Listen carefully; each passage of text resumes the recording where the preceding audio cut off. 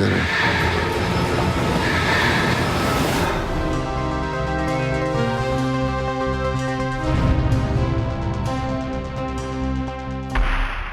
Servus Freunde, my name is Jimmy Cage and You Were Never Really Here has a good chance ending up on many top 10 lists when the year's over. It's that fascinating and beautifully crafted. But before we start, the German title this time is A Beautiful Day. Yeah, that happens sometimes, changing an English title for yet another English one. But to their defense, it's not just called that way in Germany and here in Austria, but also in France, Japan and probably other countries as well. And from a marketing point it makes some sense, because while it's a nice philosophical observation and actually the central theme of the film, it's kind of hard to remember. A Beautiful Day, on the other hand, is also the much more positive perspective, and it makes sense after having seen the film.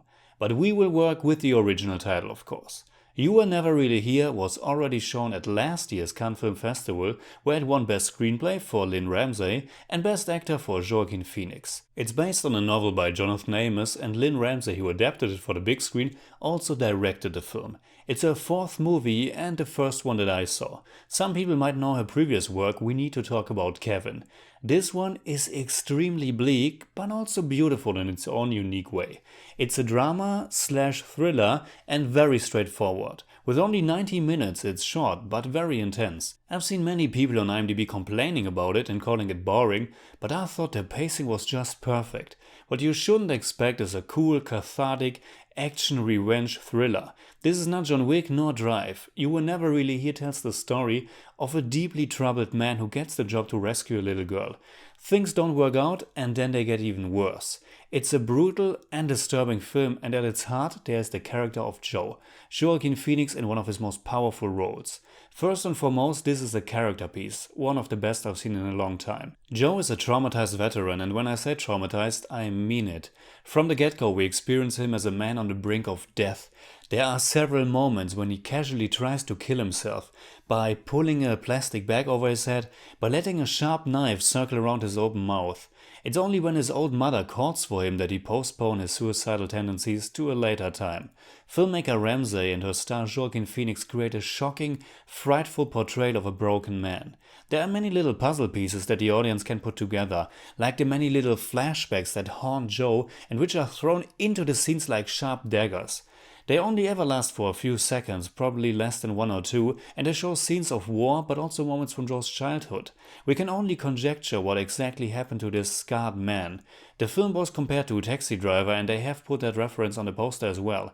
I think it's valid, and yet at the end of the day, Joe is the far better person. He seems to have no problem with violence whatsoever, and in an early scene he headbutts a thug that tries to get to him with such force that he goes down and stays down.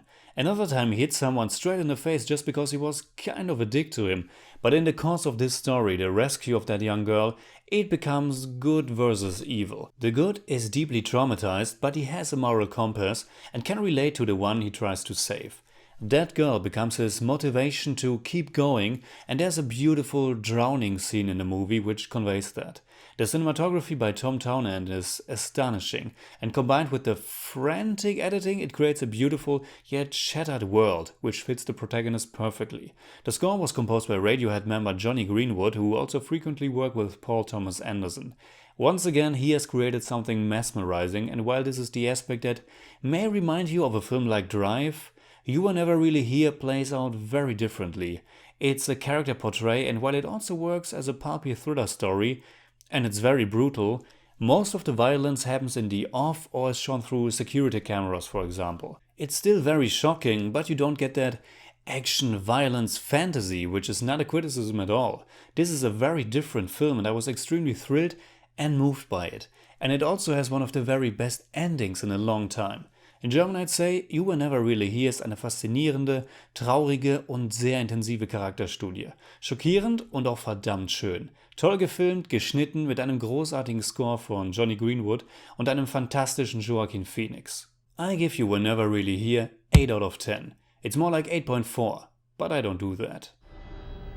It's okay.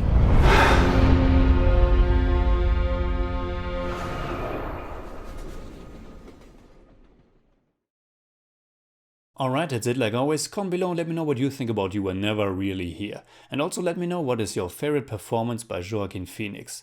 You can hit me up on Facebook, Twitter and Instagram simply at The Jimmy Cage. And if you enjoyed this video, please give me a thumbs up, share, subscribe, whatever you like. And make sure you hit that bell for Life to Tell.